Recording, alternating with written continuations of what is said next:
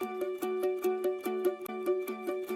everyone, and welcome to another episode of Recycled Content, a podcast of the Association of Plastic Recyclers, an international nonprofit and the largest North American organization focused exclusively on improving recycling for plastics. I'm Kara Pochiro, and I'll be your host today. We were pleased to announce the winners of the second annual APR Recycling Leadership Awards during the 2026 Plastics Recycling Conference held in February. Nominations were accepted from across North America in 4 categories: Outstanding Leadership, Processor of the Year, Package Design Innovation, and Post-Consumer Recycled Content Utilization. These awards celebrate leaders who are unlocking the future of plastics recycling. Today, we're talking with Charles David Mathieu-Poulin, or CD, who is the lead in the Office of the CEO, Strategic Projects and Government Relations at ECO Entreprises Québec, or EEQ, and Baltej Gill, who is the Vice President, Data Management and Program Delivery at Circular Materials. They represent 2 of the 5 producer responsibility organizations, or PROs, pros in Canada, that won the award for outstanding leadership. The full group also includes Recycle BC, SK Recycles, Multi-Material Stewardship in Manitoba. Welcome to CD and Baltej. Thanks for joining us today. Thanks for having us. Thanks for having us. Your organizations, together with the other 3 leading pros, won the award for Outstanding Leadership together for advancing eco-design guidelines to improve the recyclability of packaging and paper products in Canada. The guidelines for plastic packaging align with the APR Design Guide and represent a significant step toward a cohesive national framework for the thousands of producers operating across multiple provinces and territories. But before we get into the details of that, let's start with some of the basics. CD, can you give us a brief overview of EPR in Canada, basically an EPR 101? And then Baltej, I'll have you explain the role of pros within EPR programs. We've had EPR going on in Canada for over 20 years. I think I would say 22, 23 years, with Ontario and Quebec starting around 2013. But the EPR we had in the past was a bit different from the current EPR. So it was more of an EPR model where producers were in charge of financing the systems for municipalities, so paying back the municipalities for the system, and not necessarily being operational in their role. It was more kind of a, hey, I pay you back. One of my colleagues used to say that it was a pay and pray model. So you would just pay and pray that the system would go well. And what has been happening in Canada is that we've moved to the second model, which is pay and play, which is what we're in right now. So British Columbia, BC were the first ones moving to that in 2014. And now we have a series of provinces that are moving back to this more operational EPR model, where producers are not only in charge of financing the system, but they're also in charge of planning for the system and making sure the system runs well. Quebec started in 2025, and Alberta, Ontario, Nova Scotia, Yukon, Saskatchewan, they're all coming in, over the next few years. So we're pretty much going to have the entire country, except a few exceptions with a few provinces and territories, that are going to be under this operational EPR system over the upcoming years in Canada. Thanks, CD. And then again, Baltej, how do the pros work within that system?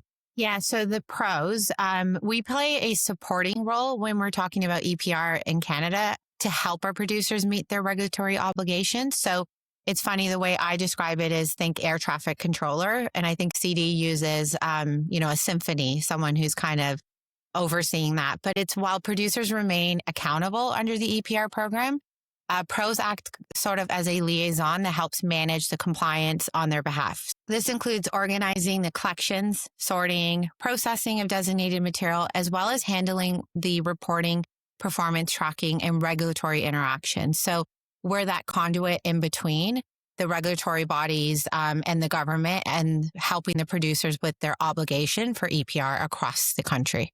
I like both those comparisons, a symphony and air traffic control, both very applicable. So I understand this initiative is for all materials, but APR, our members and our listeners are particularly interested in the alignment with the APR Design Guide for the plastics section of your guidance. First, let me thank you for aligning with the APR Design Guide so that we can have consistent package design guidance across North America.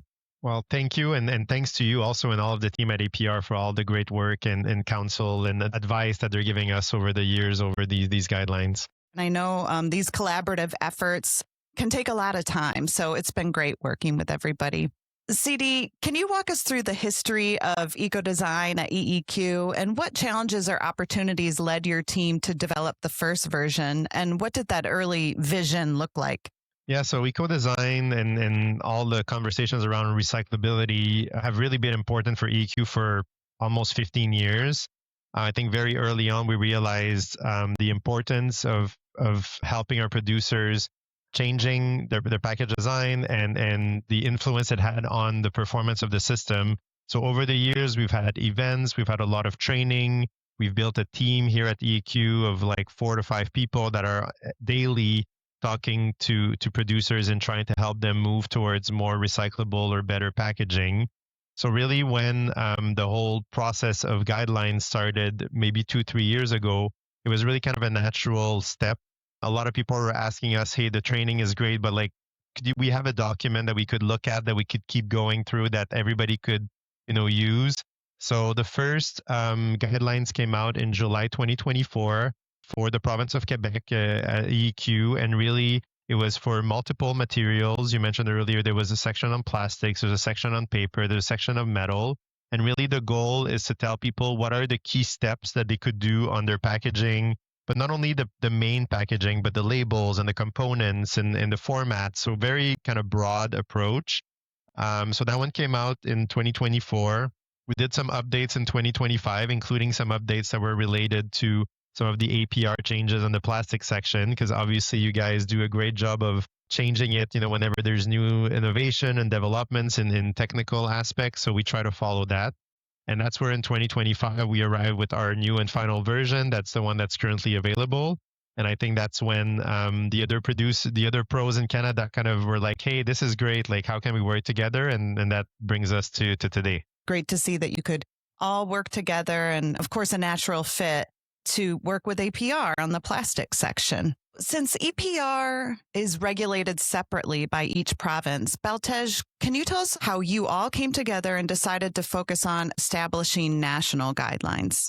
Yeah. So what we experienced over the last couple of years when we were going live in Ontario, particularly in the beginning, was that we were increasingly having conversations with our producers on packaging design. There was a very clear demand for guidance that helps them navigate the recycling capability. And we deal with tiered producers, so very large scale ones, as well as small producers. So the level of knowledge or information also varied. And so we already had an existing partnership with EEQ through an MOU. We reached out to them and said, considering producers are national, is there a shared interest in reducing the fragmentation across the provincial and territorial systems and programs? And obviously, they welcomed us with open arms, which was greatly appreciated by all of the pros because we know how much hard work they put into the guidelines that they launched. And so when we agreed to work together, it made sense to organically talk to all the other pros and say, do you want to join this venture with us and turn this into a Canadian guideline versus just a, east side of Canada? And that was obviously welcomed with open arms as well. And so we're excited about this because with coming together, we're establishing a common design guidance that reflects a shared system capability versus an Ontario-only guidance and an Alberta-only guidance and an EEQ for Quebec-only guidance and one for BC, and which I think is just going to further fragment what a producer's experience is. So this is something that I think is collaborative and more cohesive and better value for our producers. Yes, definitely great to align all of this activity to make things smoother and streamline the process as a whole. And we know at APR, we've done extensive work to align design guidance with organizations in Europe and beyond to work towards really global harmonization. And achieving that harmonization on any topic across a country is difficult work. So CD, I'll start with you, and then Baltej, if you want to chime in too. Was it challenging to agree on that design guidance? And are there areas that are currently different in each province that needed to be worked through? Yeah, so I'll start with the second half of your question around what's different in each province. So there's a few things that are different, whether it's collection systems, collection methods, or what I think is one of the biggest focus here, which is different markets, different end markets. So obviously, if you look at the country, and I'm sure it's the same in the United States, BC, for example, British Columbia tends to have more of a Western market. Obviously, there's the Rockies in the middle, so they tend to send more stuff down to like Oregon and Washington and California. While in Ontario and Quebec, we would have more like local recyclers or the ones that are in northeastern US. So obviously, that can change the design, right? Because something that is recyclable in BC because they have a market for that material might not be the case in Quebec or Ontario because the market doesn't exist at this point. So that's the type of conversations we need to have, which is, are some of our recyclers accepting different types of materials, and therefore does that impact the design? So I think that's one good example of how the geographical aspect can be different. But overall, I think we see that our processes are somewhat similar, and that even our recyclers kind of have of the same things that they love and the things that they don't love as much. So those are the types of conversations we're having almost on a weekly basis at this point through the group. But I'll let Beat maybe talk about other aspects that are more challenging. Yeah, I mean, I think the reality outside of everything that CD mentioned is that most material recovery facilities, especially the ones through APR, because a lot of them have gone through innovation, their core processing technologies are relatively similar. So we are kind of managing the differences as actively being worked on now as we're working through the Canada guidelines. But the intent's not to force like uniformity where a system is still evolving. So we want to create clear, harmonized direction. And if there's areas that we're still evolving, then we might focus on those ones a little bit later so that we can launch something that's more harmonized. Things are always evolving in the world of recycling. As packaging changes, then the recyclers and the MRFs all have to adapt. So constant changing there. And that, of course, can be a challenge. As a next step, I understand that EEQ guidance document is going to be transformed into national guidance by the end of 2026. That will be a higher level document to make a very technical topic more accessible to a wider audience. The APR technical team will also be supporting this effort so that the framing remains aligned with the technical guidance provided in the APR design guide. CD, could you talk to us about how you envision that process unfolding? Yeah, so really what I mentioned earlier, and one thing that is great is that we have a great team of people that have a lot of knowledge around eco-design at EEQ, but putting all of those brains together with every single expert that we have all across the country has been amazing. You know, I've sometimes I don't think of myself as more of the technical people, but just being in the same room as these people that are start talking about everything related to packaging design has been like super enlightening and super awesome to witness. So really what we did first is that we started with creating a working group. We actually had a launch meeting here in Montreal where everybody came in August of last year. And then we kind of like went through kind of all of the process and how we were going to do this and who are the key players in every team. And then there was a team that was created that meets pretty much weekly and talks about kind of all of the details of the program. So it's a very intensive process. We're taking this very seriously, and we all kind of put a lot of resources and time and money into it. And really, there's a wider group that meets monthly and then a group that meets weekly. So it's really kind of a very cool project, and cool to have all of us around the same table and chat about it. So that's what we're doing for now. And now we're more talking about the structure of it and what it will look like and what are the tools, and are we going to have a microsite? Is it going to be online? Is it going to be a PDF? You know, so we're in the process of doing that, which has been quite fun.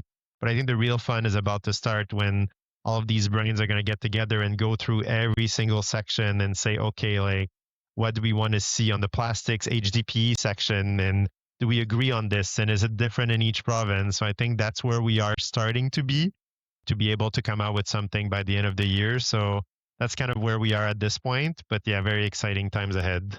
So alongside that move toward nationally harmonized design guidance, there's also been important progress in aligning producer reporting categories across provinces and movement toward more consistent collection requirements through EPR regulations. At the same time, there's still differences in what's accepted and how materials are collected.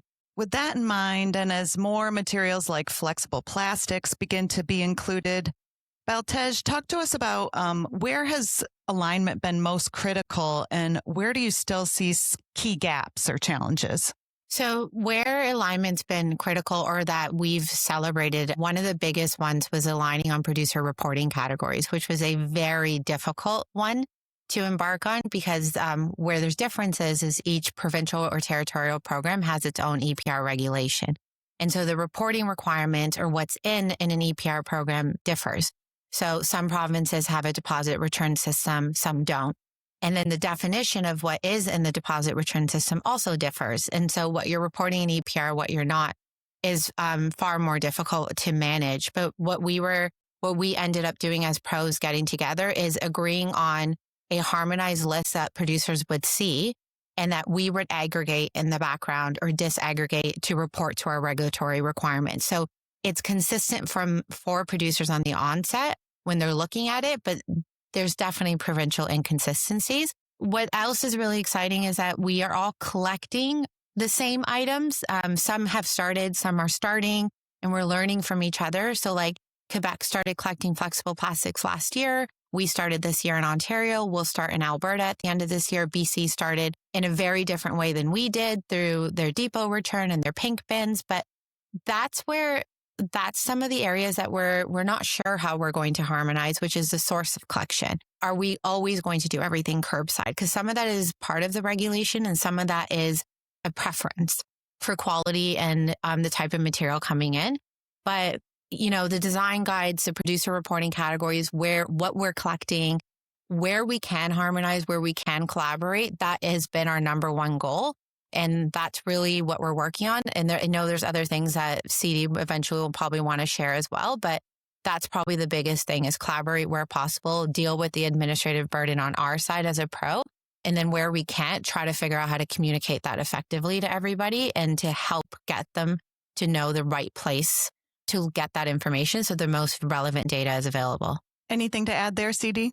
Yeah, I think the producer reporting. You explained it really well, B. But I think one thing that you mentioned and you touched on is data, right? And I think it's very tricky right now to compare province to province because, for example, a producer right now would be reporting their information in one category at EEQ and then a totally different category in other provinces. And then when we were trying to compare our volumes, for example, then it was very tricky. I'll give you a very clear example right now.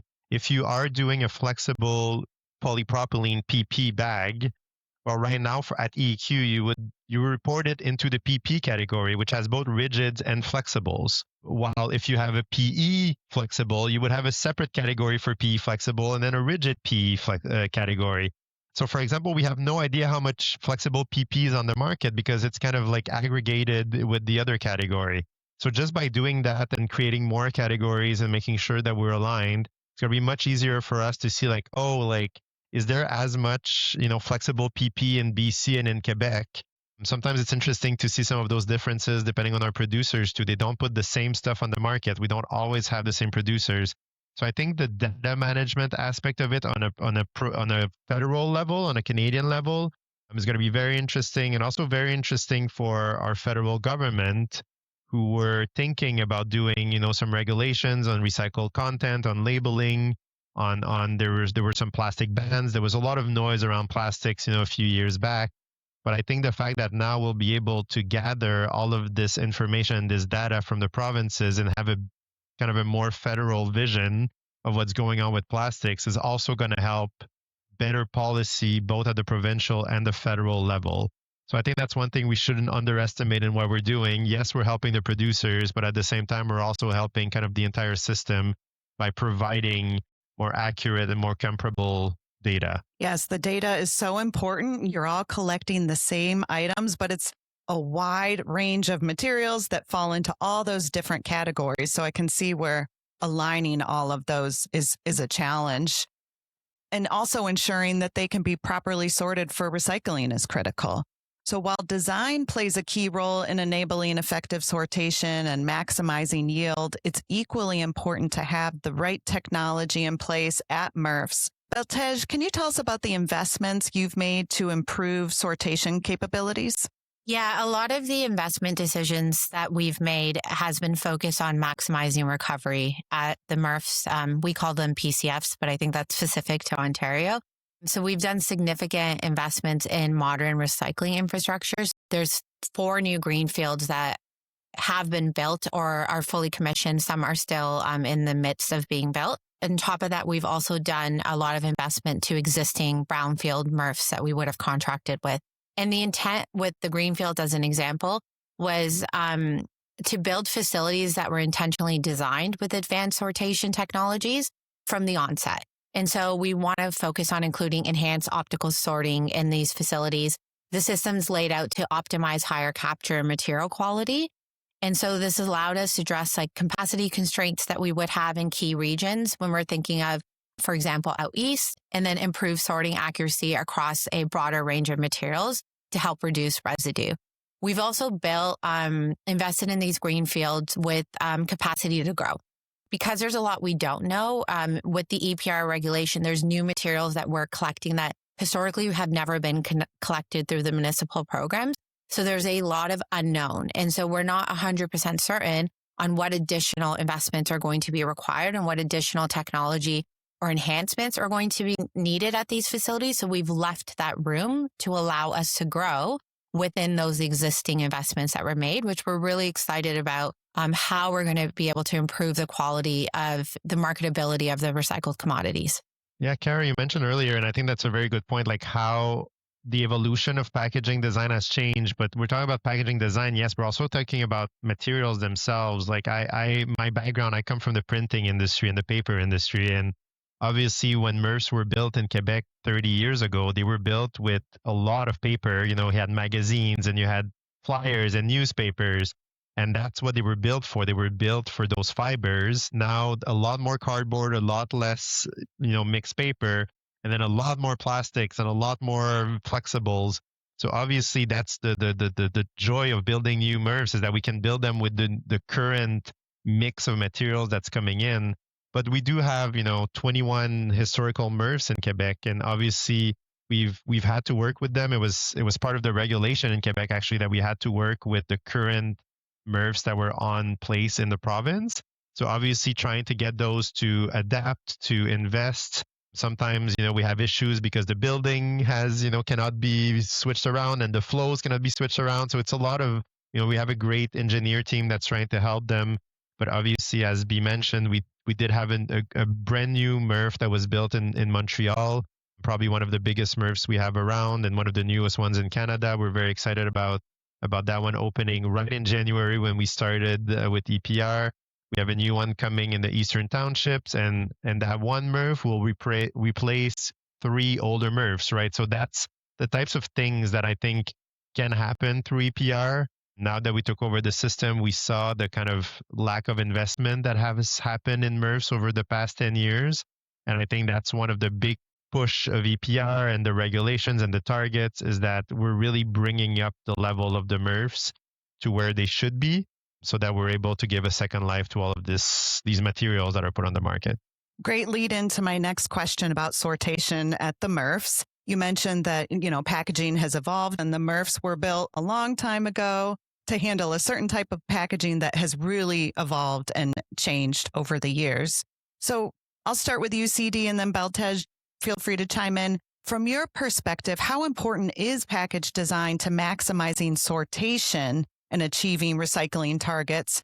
And where does design have the greatest impact? What additional steps, whether through guidelines, innovation, or collaboration, could further improve those outcomes? Yeah, so I mentioned it before, packaging design is very central, especially in the sortation part. So a few weeks ago, EQ actually released our 2025 kind of year one report, where we're very excited to finally have data on how the system was going. And one thing we found out is that there is still 58% of packaging containers and paper products that end up in the residue at the MRFs. We were expecting to see a lot of the contamination kind of going through and ending in the residue, but we were kind of surprised, not in a good way, to see there's a lot of packaging that's still left there.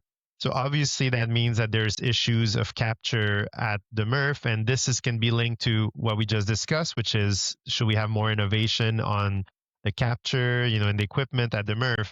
But it also linked to formats and to colors. We often mention about how black packaging can be more difficult to be seen by optical sorter. We're doing a project on smalls together with the Circular Plastic Task Force and Circular Materials and EEQ, because we do realize that a lot of the smaller items are getting lost in the system and therefore do not get into the bale where they should be and end up either in the glass or in the residue.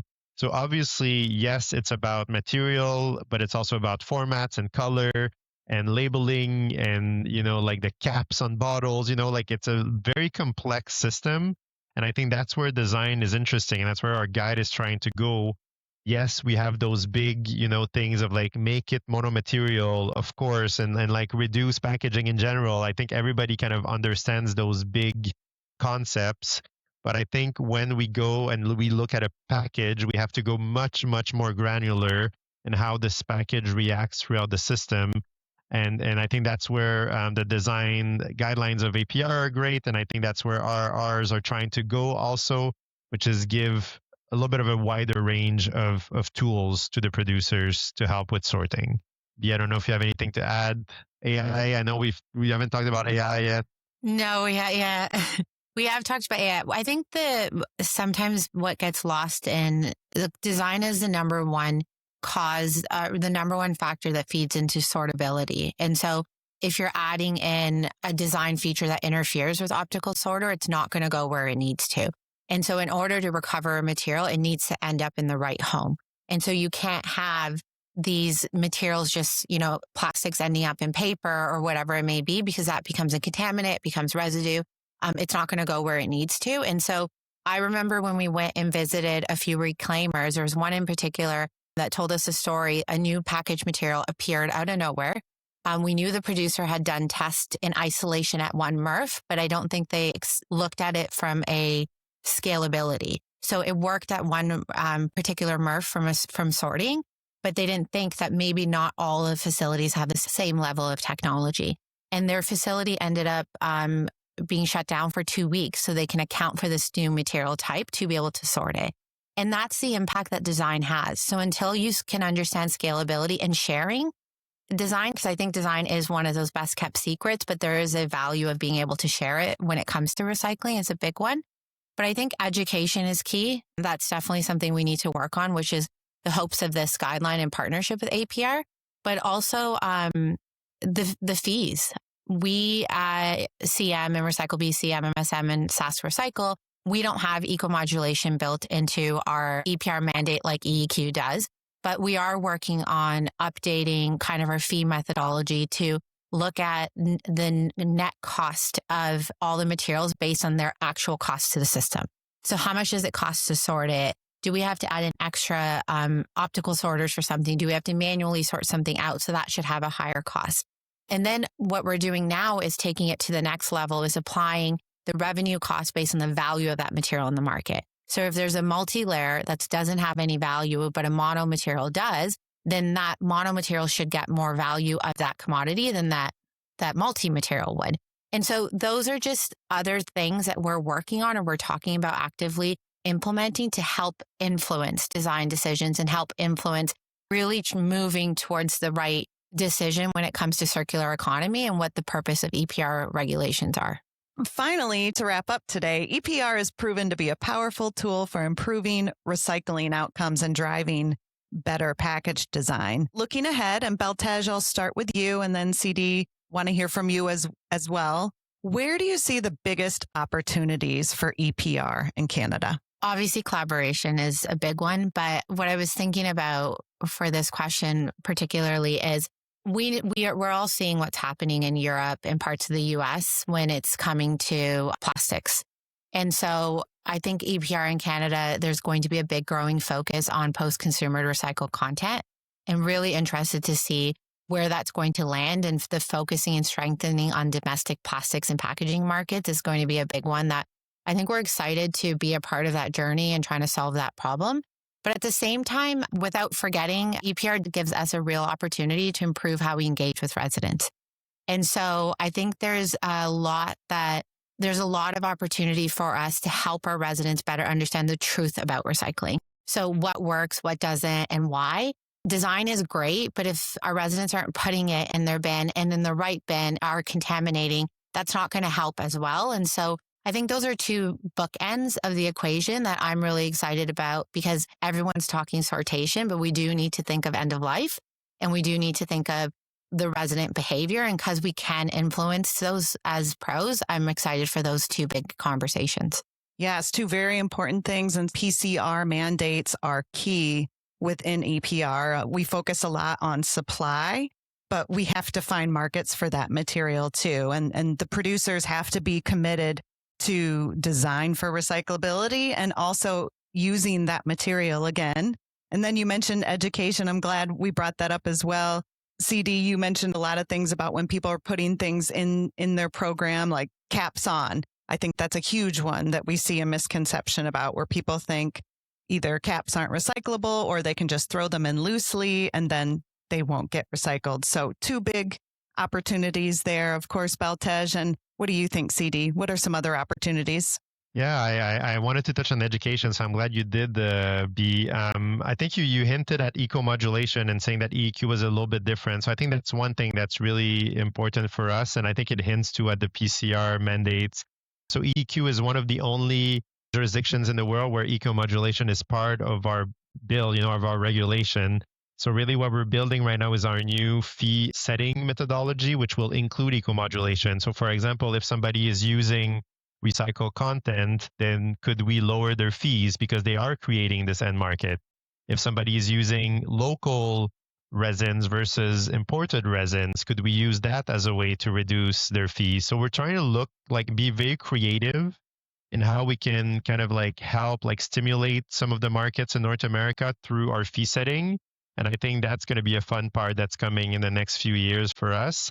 And I kind of hinted earlier at AI, everybody, it's kind of like a word that everybody uses for everything right now. But we are doing a project right now with Circular Materials and Circular Plastic Task Force and Recycle BC on AI. And it's very interesting to look into how AI could be used in MRFs and through the system, especially around waste audits. So, one thing that we want to be able to see right now is what's going in, what's coming out, and try to do that. And right now it's mostly done through manual waste audits and stuff like that. So is there a way that we could do that as a pro to use AI to get a better real-time view on how the system is going, right? So how can we include more AI into the system? And I think that's one thing that the collaboration we're doing and innovation we're doing is going to bring to us in the next few years. So definitely a lot of fun times ahead. I think we were in the starting blocks, all of us, because we had to start our systems in each province. And, I'm glad I'm in year 2. I know, B, you're still in year 1 in some provinces. And I'm sending you a lot of, energy and love because I know how tough it is. But I think now that we're starting year 2 and 3, it's going to be a lot of fun, innovation, optimization, and projects. And I think I'm excited for that part to start. Agreed. Lots of great opportunities, and look forward to hearing more what comes out of Canada and all the great work with EPR and the pros that you both work with, as well as the others that were part of this award. So again, congratulations on winning the award for outstanding leadership. Thanks so much to CD and Baltej for joining us today. Thank you for having us. Thank you. And thanks to everyone for listening. For more information about the APR Recycling Leadership Awards, the APR Design Guide, and much more, visit the APR website at plasticsrecycling.org. Check us out on LinkedIn, Facebook, and X at APR Recycles. You can find recycled content wherever you get your podcasts. If you enjoyed today's episode, please be sure to like, subscribe, rate, and review.